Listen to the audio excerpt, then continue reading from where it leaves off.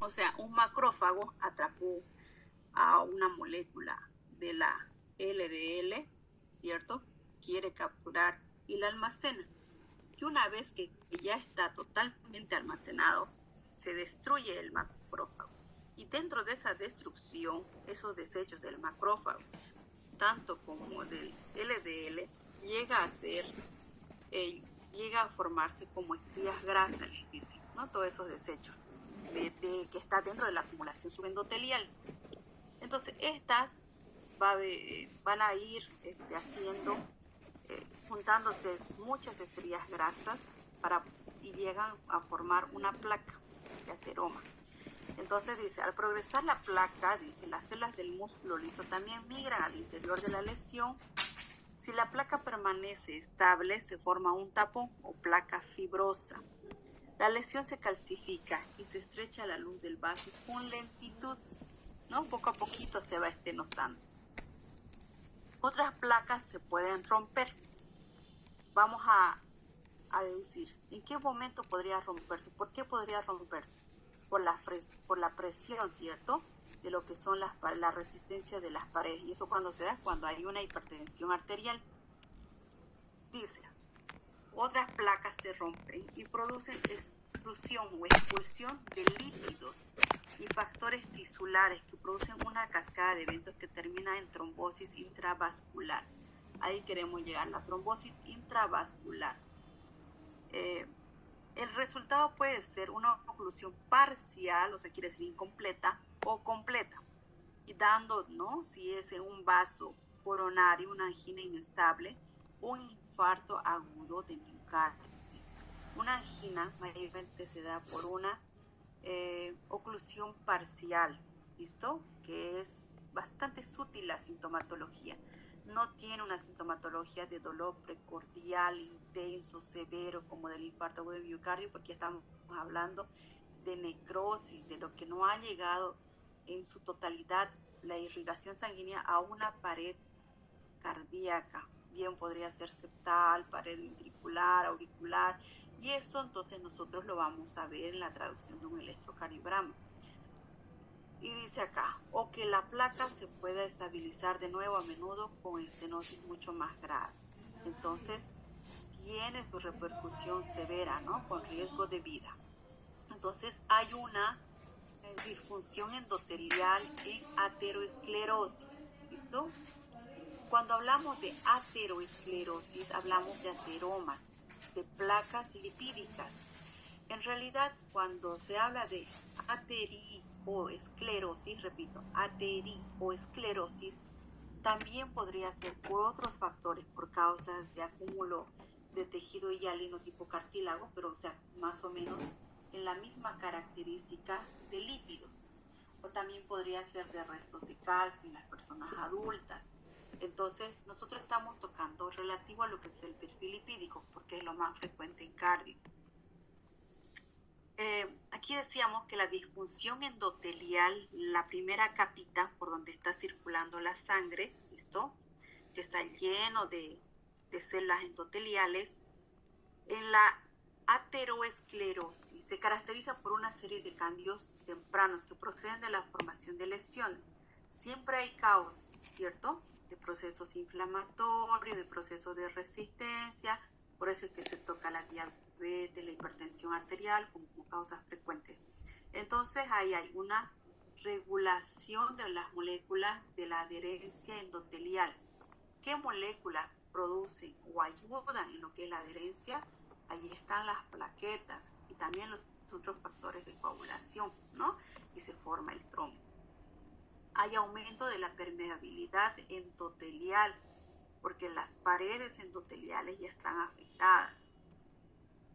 Empieza a haber acúmulo, ¿no? Migran hasta el espacio, hay migración de los leucocitos dentro de la pared arterial.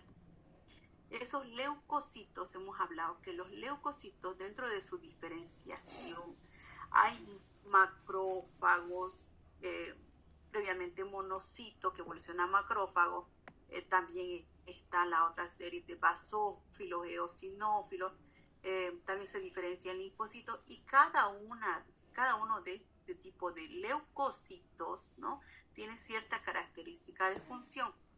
Cuando llega a este espacio y está dentro de ese proceso de poder destruir a esos lípidos de baja densidad, ¿no? Se llaman células espumosas, ¿listo? Células espuma, porque dentro de su destrucción explotan, se destruyen a tal forma que queda todos sus desechos alrededor y en toda esa área, haciendo que quede por todo lado estrías de desecho, y esas van acumulándose una sobre otra. La formación de la estría lipídica en aterosclerosis, entonces, es la primera lesión reconocible de la aterosclerosis y es causada por la agresión de las células espumosas, ¿listo? O sea, serían los macrófagos, ricas en lípidos, ¿listo? Derivada de los macrófagos y los linfocitos T en la íntima, en la capa del vaso vascular, la pared más interna de la pared arterial. Entonces, hay una adherencia y entrada de los leucocitos, estamos hablando que esto proviene del torrente sanguíneo, ¿cierto? Que llegan a migrar al músculo liso. Y estas producen una activación también de las células T, los linfocitos T, que también es un leucocito. Y dentro de eso hay adherencia, agresión, agregación de plaquetas, formación entonces de las células espumosas. Entonces, pregunta de examen, ¿qué es la célula espumosa? ¿Qué función tiene? ¿Qué característica tiene? Entonces aquí en esta imagen podemos ver que esta es una capa endotelial, fíjense como ladrillitos, y por debajo, entre lo que es la capa subendotelial, por debajo, ¿cierto? Están los macrófagos, y aquí están las células ya con contenido lipídico. Los monocitos penetran la íntima. Los monocitos, repito, evolucionan a su forma adulta, que son los macrófagos, y son un tipo de leucocitos. Penetran la íntima y se transforman en macrófagos. Y finalmente, en células espumosas ricas en colesterol. ¿Listo? Las lipoproteínas de baja densidad y alta densidad transportan colesterol. Son entonces transportadoras de colesterol, las lipoproteínas, solo que las lipoproteínas de baja densidad llevan hacia los tejidos. En cambio, las de alta densidad, las HDL, llevan del torrente sanguíneo hacia el hígado para que funcione en la degradación de grasas mediante la digestión, siendo lo que son los jugos biliares, ¿no? La secreción biliar. La formación entonces del trombo, macrófagos liberan factores de coagulación. Una vez por diferentes causas que se haya roto, o sea, aquí ya hay una estenosis, ¿cierto? Entonces va a hacer que la presión de fluido, de perfusión sanguínea se altere. A mayor estrechez, mayor perfusión, por eso a mayor resistencia en las paredes, mayor presión, ¿cierto? Dentro de las definiciones de presión arterial. Cuando hay una estrechez, entonces la misma presión o cualquier otra actividad o cualquier otro tipo de lesión puede romper esta placa de ateroma y empezar entonces a ir al torrente sanguíneo restos, ¿cierto? Restos de lo que llegarían a ser las pequeñas estrías. Y ahí va a haber adherencia entonces de plaquetas, de fibrinógenos, y va a empezar a formarse los trombos. Les dice acá, los macrófagos activados llevan a un aumento de producción, entonces, de factores tisulares que se producen en reclutamiento de células nuevas, monocitos y plaquetas. La coagulabilidad aumenta, ¿cierto? Lo que facilita la trombosis. Y hay mayor predisposición de la ruptura de las placas. Bien, entonces dentro de la ruptura de la placa se produce trombosis oclusiva y la oclusión puede ser parcial, dando lugar a una angina inestable o infarto de miocardio. Ya son 2 veces que repetimos esta complicación. Fíjense, aquí hay un estrechamiento ha habido una estenosis por la acumulación de los ateromas, de las placas grasas. Entonces, la ruptura por la misma presión, una de las causas principales, puede hacer que a estos restos de placas pueda haber adherencia de factores de coagulación, como la principal, que es las plaquetas. Entonces, estas van a crear trombos que van a ir a obstruir los vasos principales de órganos diana, ¿no? Puede ser riñón, puede ser corazón, puede ser cerebro, produciendo accidentes vasculares y por ende tipo de isquemia. Entonces aquí un pequeño resumen de la fisiopatología. Un vaso llegaría a verse en lo normal, fíjense, permeable. Aquí hay una estría grasa ya haciendo su acúmulo, esto forma mediante un mecanismo tipo de defensa, una placa fibrosa, y fíjense acá la placa ateroesclerótica, ¿no? Que está obstruyendo el vaso, está estenosando, hasta puede obstruir en muchas ocasiones de manera completa. Entonces aquí les dice, hay una angina, accidente cerebrovascular, claudicación, la ruptura de la placa o fisura de la trombosis. Entonces, ¿qué le puede dar? Toda esta alteración le da un infarto de miocardio, accidente cerebrovascular, isquemia de miembros inferiores y muerte cardiovascular. A veces son las muertes súbitas, ¿no? Que estaba corriendo, estaba caminando, que aparentemente no tenía patologías y ¡blum!, falleció. Son una de las causas de muertes súbitas.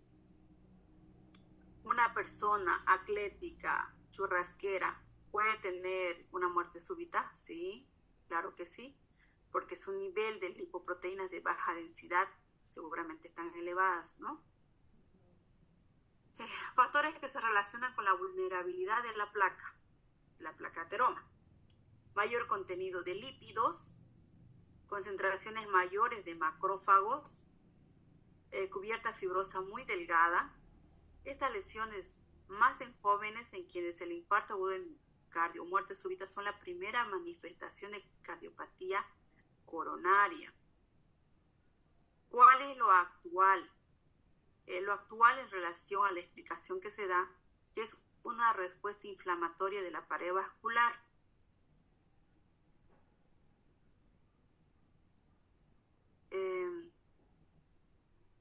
Entonces, la concentración circular elevada de la proteína C reactiva también, ¿no?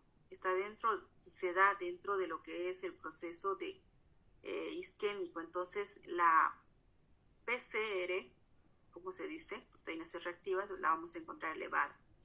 Mayormente la alteración de los procesos inflamatorios de las paredes vasculares se da gracias a lo que son las infecciones de las clamidias pneumoniae, citomegalovirus, helicobacter pylori, son los probables. Estamos hablando que donde hay la formación de los ateromas mayormente son tejidos endoteliales que en algún momento previo ya sufrieron daño o algún proceso inflamatorio.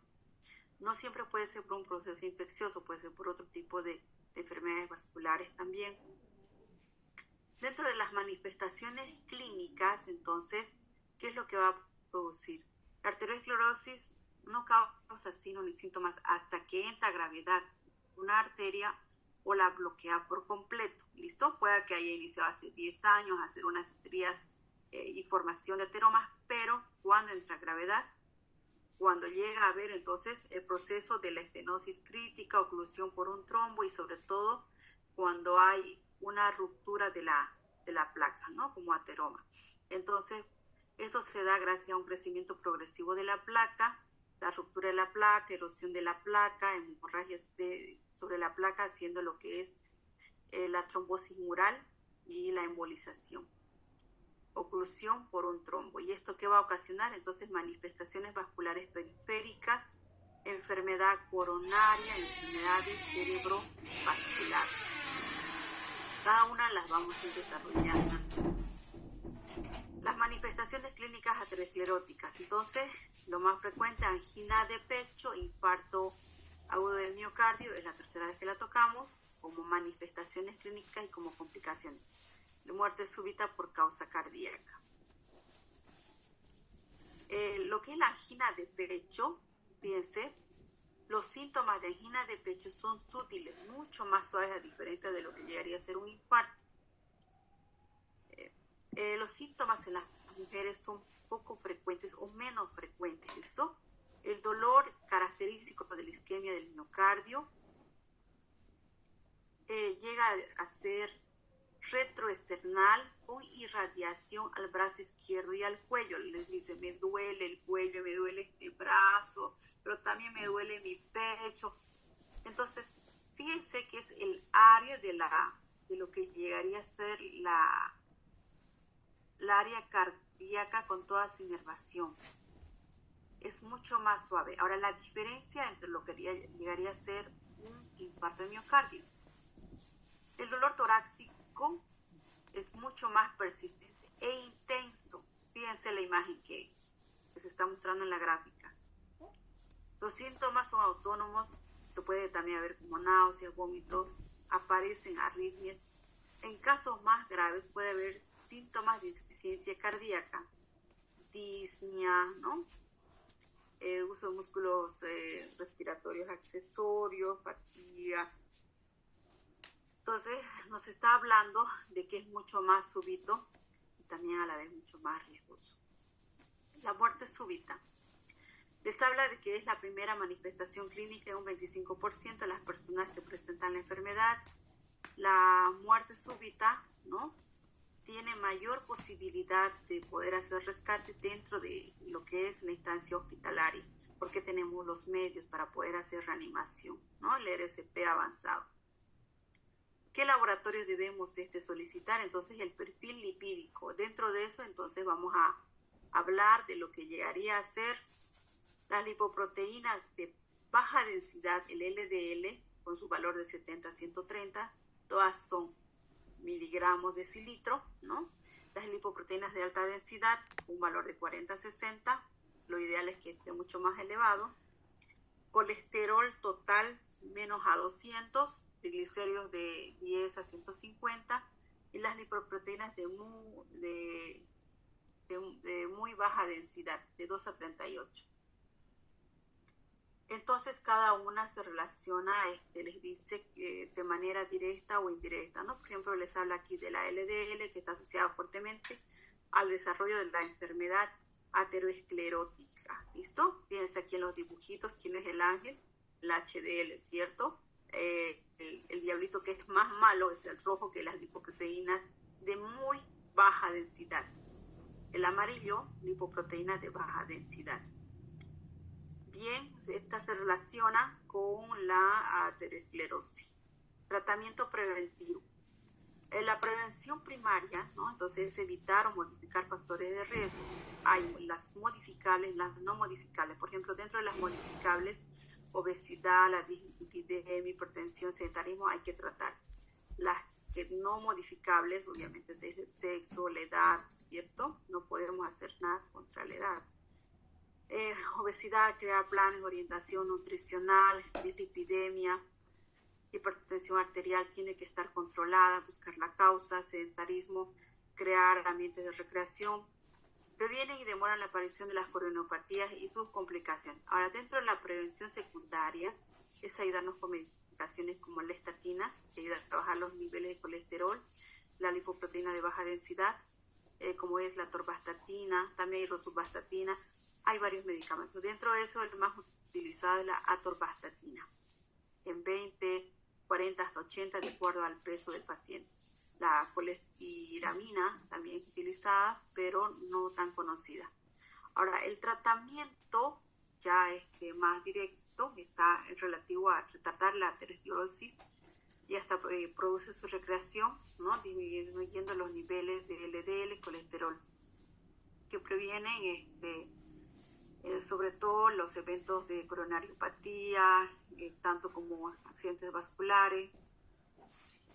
Bien, en estos pacientes entonces también hay que considerar las concentraciones de la homocisteína, que se relacionan con el incremento del riesgo para desarrollar eventos vasculares, previniendo como es con el ácido fólico, vitamina B6, B12.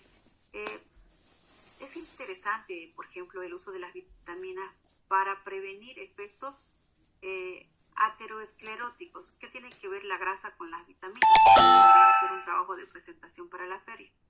Es interesante porque participa en la regulación de lo que llegaría a ser esta proteína, que es un derivado, que es una degradación de las carnes, ¿no? De las comidas rojas que se comen. No comidas rojas que se comen, no vayan a pensar una remolacha, de las comidas tipo carne, bueno, rojas, carne, sobre todo de res, cordero. Bien, entonces una degradación es un aminoácido que afecta dentro de lo que llegaría a ser el vasoespasmo. Está en relación a ser un efecto tipo contrario con lo que es el óxido nítrico. Entonces ahí participa en su prevención este tipo de vitamina, la vitamina B6, B12, como también el ácido fólico, ¿no? Que también produce, fíjense, dentro de lo que son las personas con todos los factores de riesgo que están provocando la formación de ateromas. Las otras medidas de preventivas, entonces, llegaría a ser el uso de la aspirineta en una dosis de 325 al día. Hombres mayores de 50 años, ¿no? Con factores de riesgo. La aspirineta hasta ahora de la época anterior, entonces, es un medicamento, un AINE de una elección buenísima, tiene un excelente uso, entonces, pero ya no bien utilizado como preventivo. Tendríamos que reforzar el consentimiento, la concienciación del uso de la aspirineta en este tipo de casos. Jóvenes, tengo ya menos de un minuto, ya aquí termina el tema. Me hubiera gustado hacer otros temas más. Dentro de los tratamientos específicos está cirugía de derivación, el bypass. Todos estos temas, estos detalles los vamos a volver a tocar junto con lo que es la interpretación del electrocardiograma, ¿listo? El tromboendarterismo y la cirugía endovascular, ¿ya? Bien, jóvenes, aquí terminamos este tema de aterosclerosis. Espero que dentro de este tema elijan algo para la gente que quiera presentarse en la feria.